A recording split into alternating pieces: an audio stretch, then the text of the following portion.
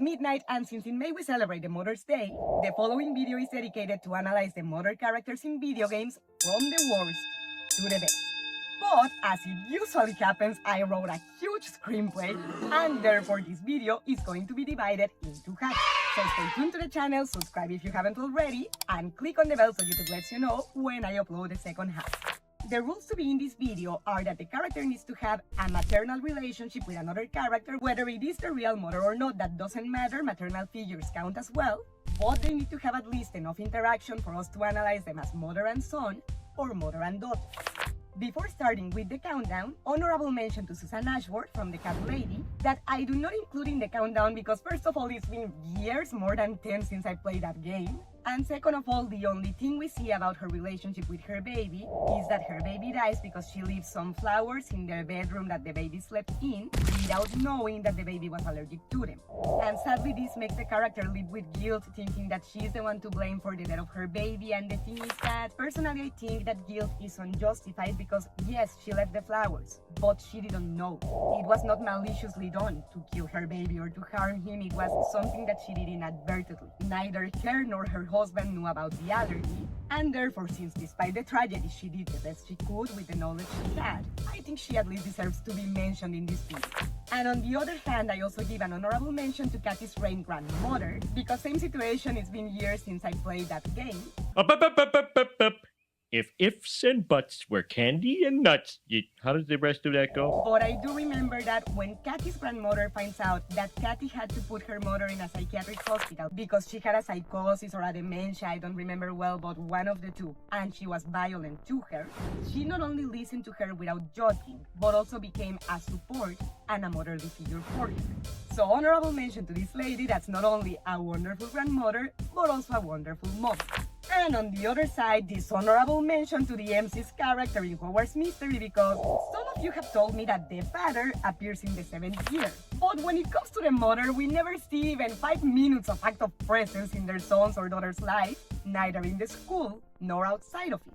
And in contrast, we see that the Weasley's parents, Lucius Malfoy, Tulip's grandmothers, and what have you, frequently and consistently go visit their kids. So in the name of all the Hogwarts Mystery players, I give the mother of MC a dishonorable mention, and in the name of my character, my MC in Hogwarts Mystery, I have something to say. Mom, a visit every now and then wouldn't be bad.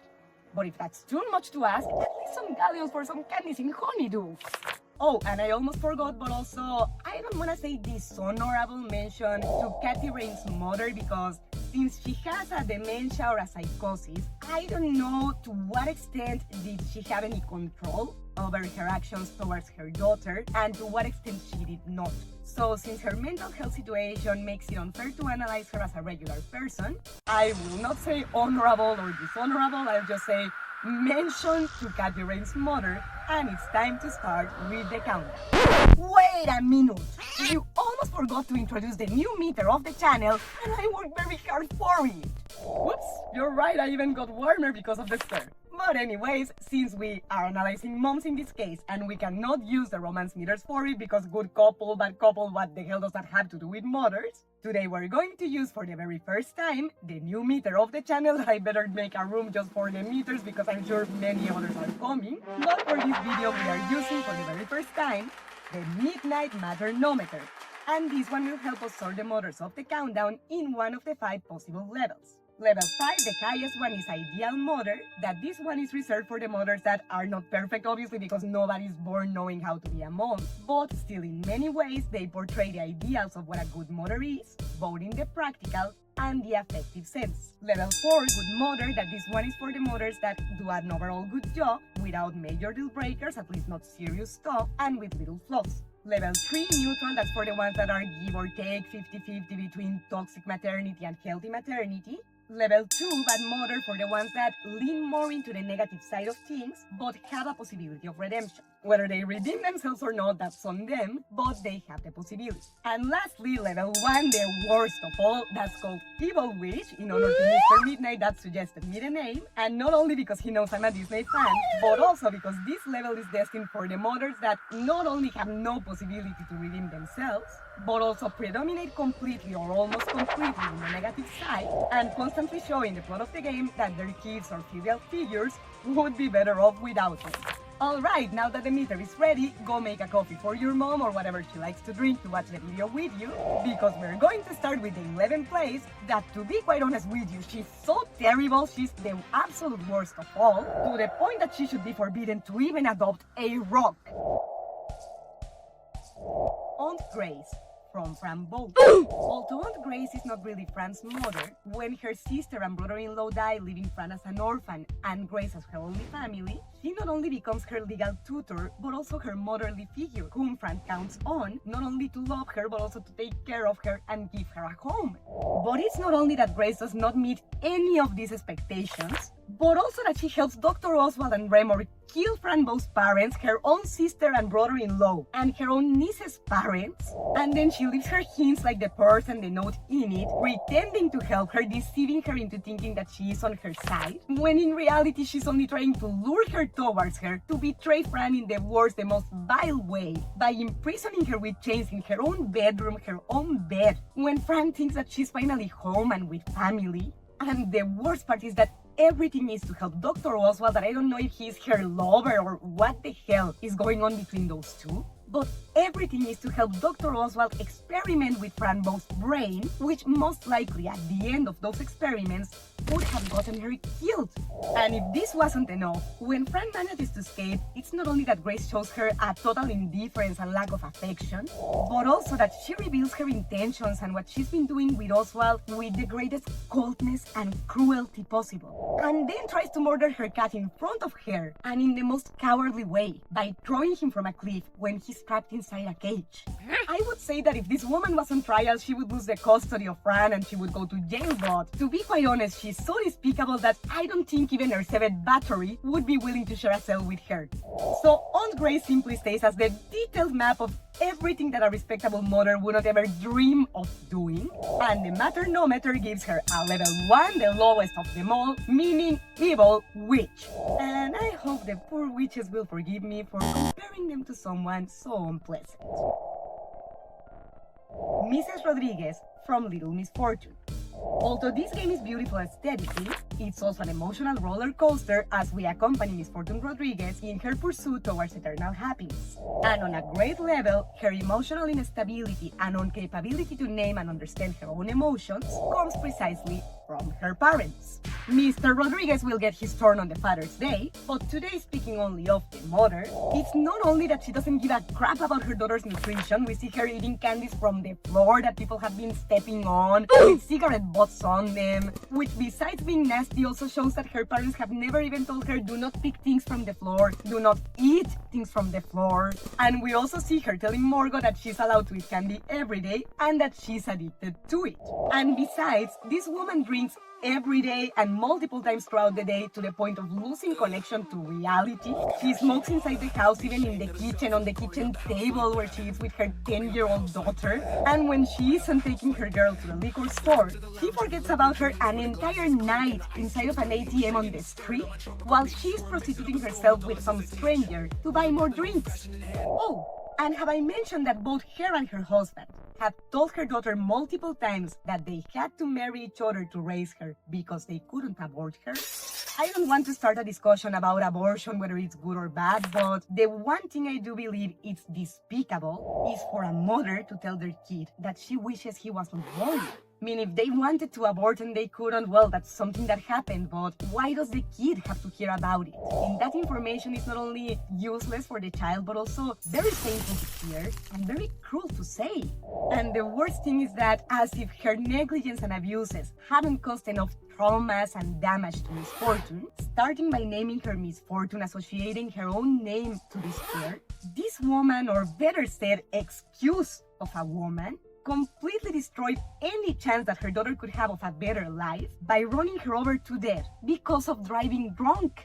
So although Grace is still winning in the bad sense, the maternometer of the channel still puts her in level 1, the worst of all evil witch, because of her constant abuses and negligence towards her daughter in every possible way. Mother Mabuka of Mrs.Bow.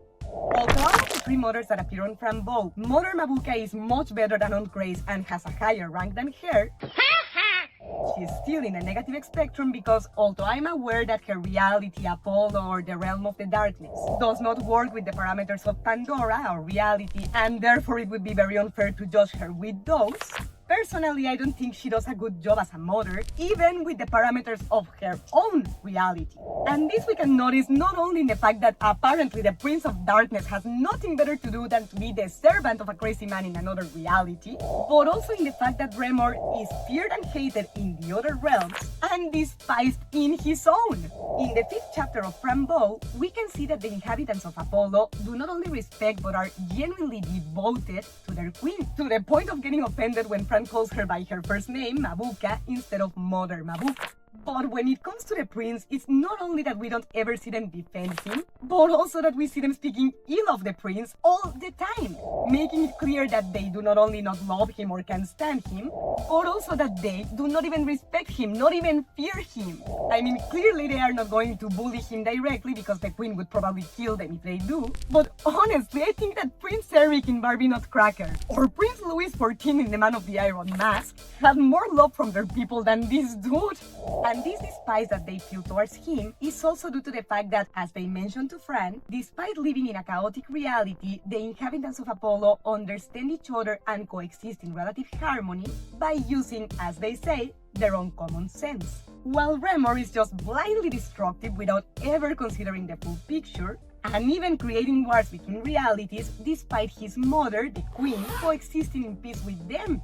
Of course, in all fairness, Mother Mabuka is not the only responsible one for Remor's actions, and him being an adult makes him much more responsible than her. But regardless, his actions show that his mother was negligent enough with him to not even teach him some sort of principles that we do see her having despite her darkness. So our midnight maternometer in this case will leave her in a level 2 bad mother because her maternal negligence was more than enough for her son to grow as a genuine piece of scum.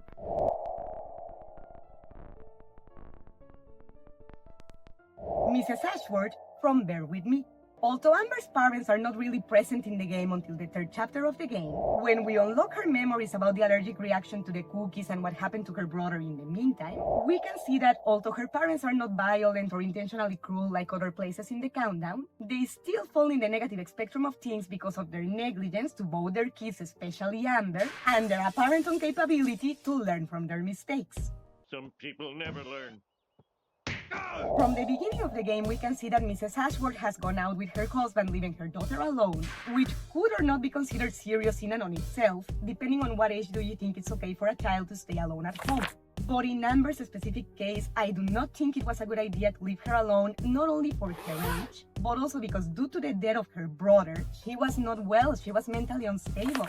And this joined to Amber's fantasies or hallucinations with Paper City and her plush toys, plus the fact that we never see in the game anything that indicates us that she's receiving therapy or any type of psychological support, makes it clear that this woman, other than an occasional, it's okay, it was not your fault, is completely indifferent to her daughter's mental health or how this has been affected due to her brother's death. Not to mention that Amber's allergic reaction due to eating one banana cookie from her brother also shows favoritism from the parents towards the son. My friend Cacao from this channel made me see this in a streaming of this game, that while the boy gets the special cookies, the girl gets the bland ones without taste. I mean, I understand that they cannot make her banana cookies because she's allergic, but my god, would it kill them to make her chocolate cookies or cinnamon that she liked from the neighbor? But sadly, it pains me to think that with the little attention they paid to her, I genuinely doubt that they even knew what flavor she liked. And this may not sound like much, but this difference between brothers are very damaging because they can genuinely make the sibling that receives less, like he's less loved and appreciated by their parents than the one that gets more.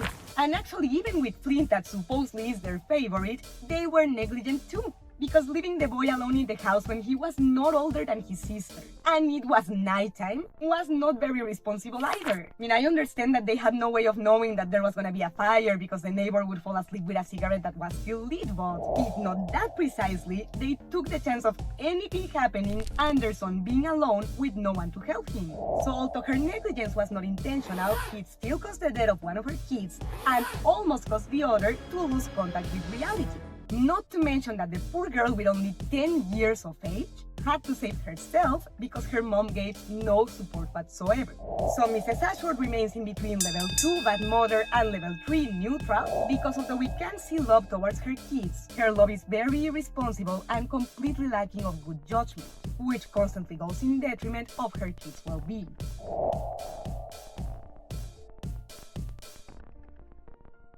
Janice Morrison from Sally Face. Introducing the neutral mothers of the countdown, we have Janice Morrison that, although she does have a strong addiction to marijuana and she smokes it to the point of losing sense of reality, unlike Mrs. Rodriguez, she does not let her addiction get to the point of turning her into a danger to her son.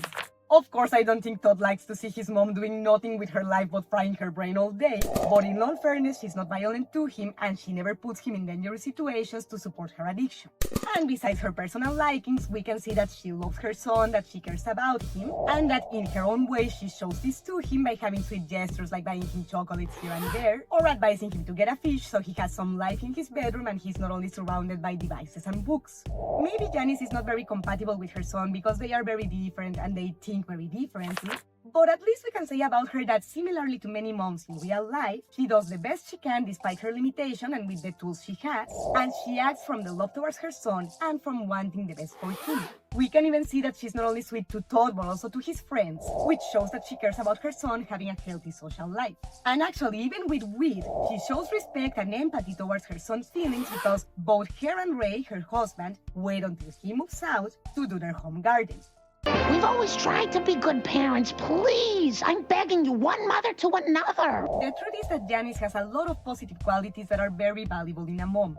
However, she still is in the level 3 neutral because despite being well-intentioned and loving her kid, the degree that her addictions get to inadvertently make her a negligent mother, getting to the point of not noticing that her son is getting involved with the paranormal, with things that he doesn't understand, to the point of putting himself in danger, or that he's helping his friends infiltrating the apartment of a murderer looking for evidence of a crime without any type of protection. Mrs.Bow Dagenhart from Bow.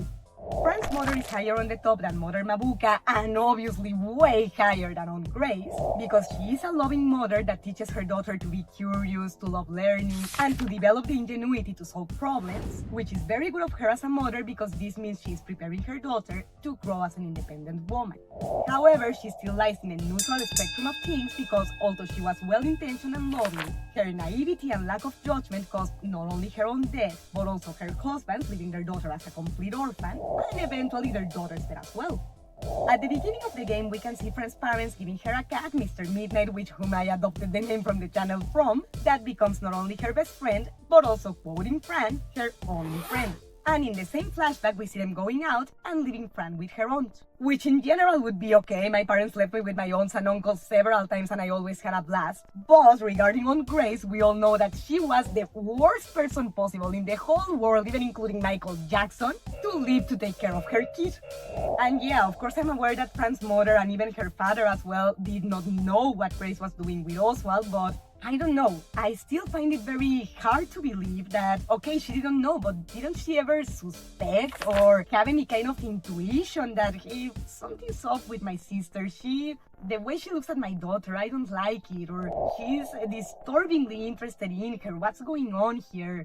I don't know. Besides women intuition, also, where was her mother's intuition to at least suspect that there was something strange about her sister?